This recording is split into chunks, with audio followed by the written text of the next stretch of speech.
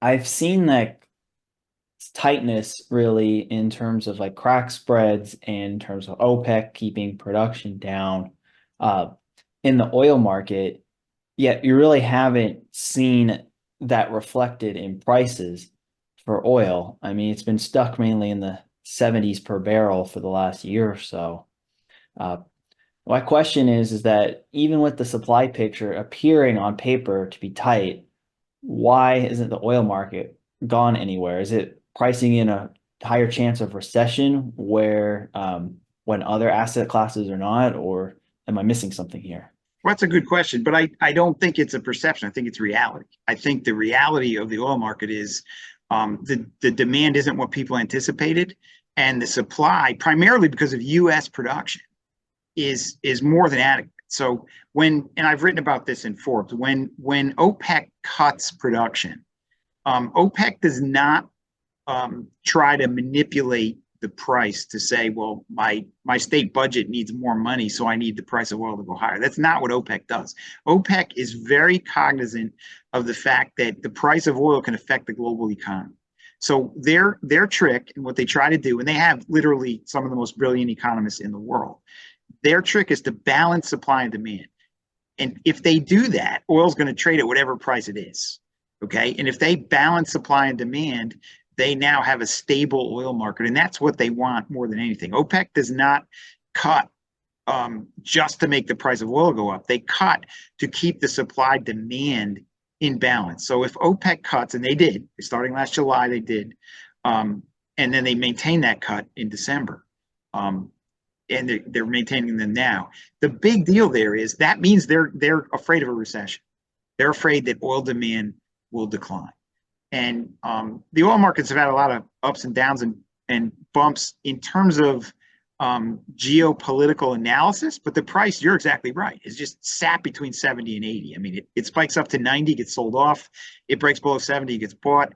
I mean, you've got a 65 to $92 price band in there, and you sit in the middle of it.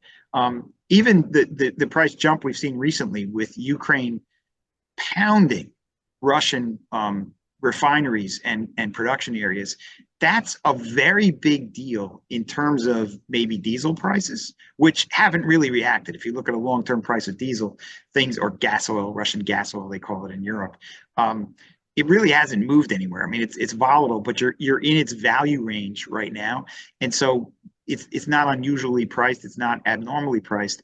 If you have less diesel fuel coming out of Russia for a long period of time, that may cause your crack spreads to widen, meaning the products, so diesel fuel is going to be higher than crude oil. The difference between the two prices is going to widen. Um, Russian refineries being down is a big deal. So depending on how much damage Ukraine can do to Russia's refineries, that may make the price of diesel go up. Remember, when a refinery is down, it's not using crude oil.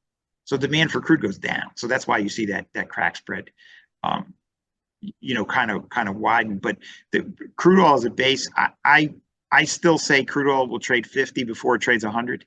I've been saying that for a year and nothing has happened. I'm going to continue saying it. Crude oil will trade 50 before it trades 100. There's plenty of crude oil. U.S. producers are amazing. The environment that put that in place still exists, even though it's under attack. And so, high prices get corrected by very, very high production. And that's what we have in the US. The US has dominated, and they've made up for Saudi production cuts, no doubt about it. What about the need for the SPR to replenish? Historically, whenever the SPR has the the Department of Energy has added to supply the Strategic Petroleum Reserve, you've seen 30 to 100% spikes in oil. And the last time this happened was from about '03 to 2007, when we had the most meaningful purchases in SPR. But so why? And they also, Department of Energy has said like there was a price range between say 69 and 76 that they are net buyers of Mhm. of oil for the Strategic Petroleum Reserve. So why, if, with that implicit floor and that bid of down there, if oil gets cheap, why do you still think oil is gonna more likely to go to 50 than 100? Because I don't think they're going to refill the SPR because I don't think they need to. And they're smart enough to know that. The US is now a net exporter of energy. People have forgotten that basically during essentially the time of the Trump presidency, whatever years those were, we went to becoming a net exporter of oil. That's never happened to us before. So I think that they're going to buy for the SPR, but remember, they have to get money from Congress to do that. Unfortunately, they don't have the autonomy to say, we just sold a whole bunch of barrels around 100, which they did, okay? And now we're going to buy a whole bunch of barrels back around 60 or 70, which they claim they will. And they put these little teeny bids out, okay? They're buying 12 million barrels here, 30 million barrels there. That's fine, but I think that there is a bit of a floor there. But I think when push comes to shove and they're looking for money, they're not going to refill it because they don't have to.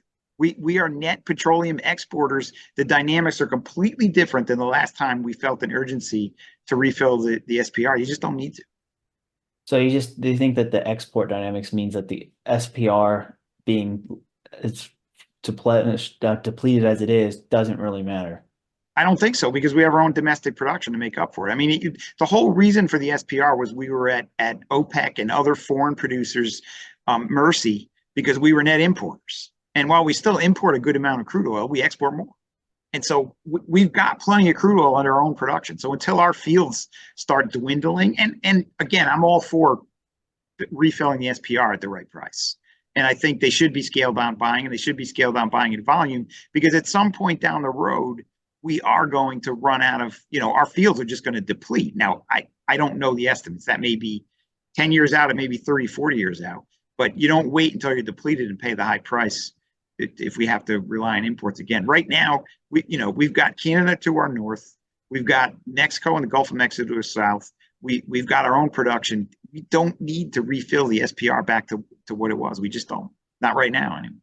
Do you have any insight on like the condition of, say, like the Permian Basin or the Eagle Ford or the Bakken? Because I've been reading mixed reviews about that those are depleting at much faster paces than conventional oil sites have in the past. I've not looked at that. What I keep track of is the increase in production is falling. So while we're still every year increasing production, we're increasing by a lesser amount every year. It's harder to find oil. It's harder to increase. The horizontal drilling boom that caused us to go from net importer to net exporter, that technology is in there and it's deployed just about everywhere. So there is going to be a point of diminishing returns on all the new technologies, which I think we're in that cycle already. And look, it's not going to last forever, but we can't bet on the green energy movement. We're so far away. Even if we were to viably be able to use alternate sources of energy like solar, wind, nuclear, hydro, even if all of that just keeps getting built out, and we can somehow make the flow of electricity reliable, because you have these big battery farms they're going to have to be made to store that solar and wind power, which is unreliable. But they come back online. I mean, it's worth noting that the ice storm in Texas, which crippled the fields for a while, the solar and wind came back before the oil and natural gas did. Okay, there's something to that.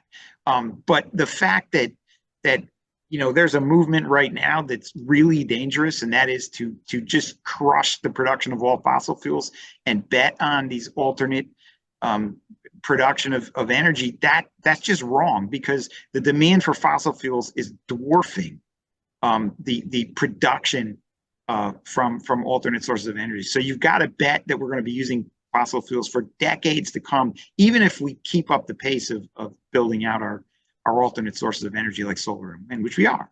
That's fine.